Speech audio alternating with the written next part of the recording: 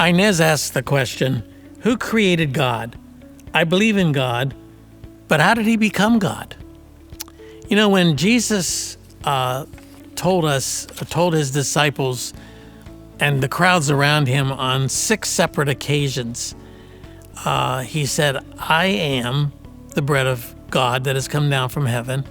I am the resurrection and the life. I am. And you read about these in the Gospel of John. 6 separate times he uses that expression, I am. Where did he get that from?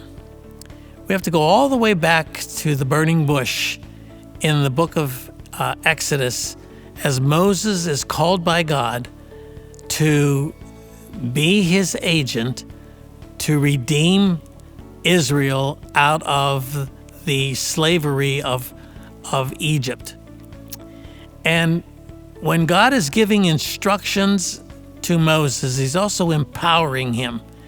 And he tells him that he is to go directly to Pharaoh and say, let my people go.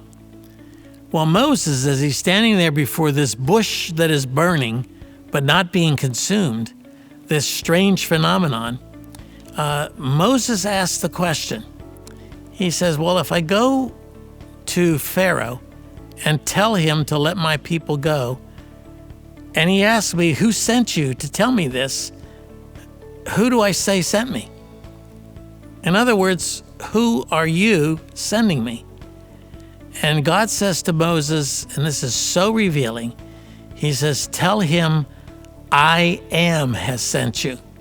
And he uses that Hebrew expression, Yahweh.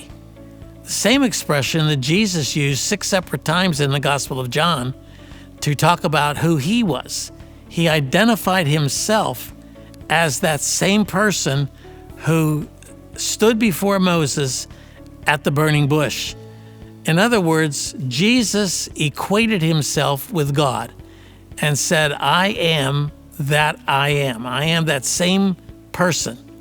Well, what does that expression mean, I am? Well, when you understand it in both its philosophical and theological sense, the best way I know how to summarize it is this. When God identifies himself as I am, and when Jesus identified himself as that same I am, that expression, Yahweh, I am, means everything that God was, everything that God is, and everything that God ever will be. In other words, the totality of the existence of God is wrapped up in that word, I am, which simply stated says, he had no beginning, he will have no end, he always was, and he always will be. That's what makes him God. There is no creator who created God. There is no other being who created God. God always was, is, and always will be. You know, I've always raised the question, what did God do with his time? And I put time in quotes because in eternity there is no real time.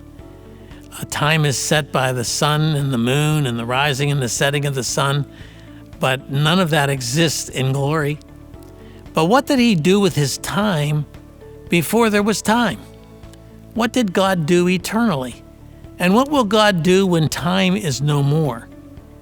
Does he have an end game? Is there a beginning and an end?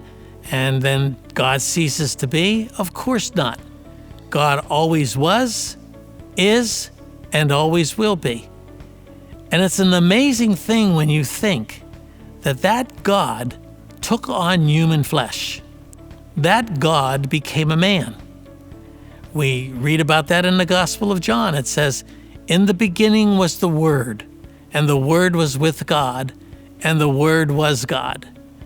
That word that's used there to describe the Word of God is the word logos. Same concept. Everything that God was, everything that God is, and everything that God ever will be is wrapped up in that word, Word. And then in verse 14 of John chapter 1, it says, and that Word, whoever that Word was, is, and always will be, that Word who in the beginning was with God, that Word became flesh and dwelt amongst us. And we beheld his glory, the glory as of the only begotten of the Father, full of grace and truth. That's why the next time some cult member knocks on your front door and wants to tell you about their religion and teach you some false concepts about who God is and who Jesus is, one very simple question. Ask them if they believe that Jesus is the Son of God. They'll probably tell you, yes, they do. But then go further and say, is Jesus the same God who created the heavens and the earth? Is he the same one who said, let there be light? Is he the same one who created man in his own image and likeness? If they're honest with you, they will tell you, no, they do not believe that.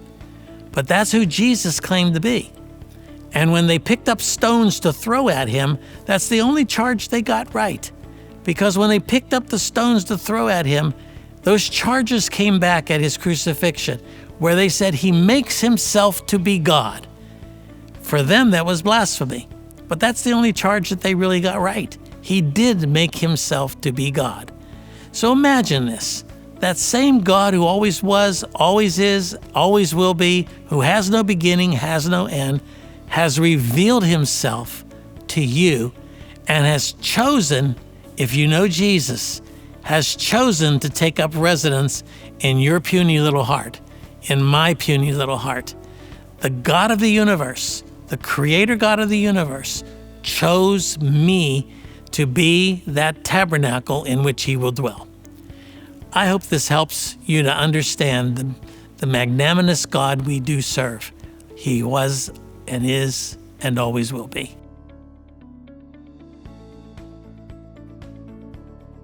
Hi, my name is Melissa Weisenfels, Executive Director here at MARKINC Ministries. Thank you so very much for your continued support of this video series. Ask Dr. Betters is not meant to be a substitute for professional counseling, but instead is designed to extract biblical principles around the questions being asked. We encourage you to seek professional counseling if needed.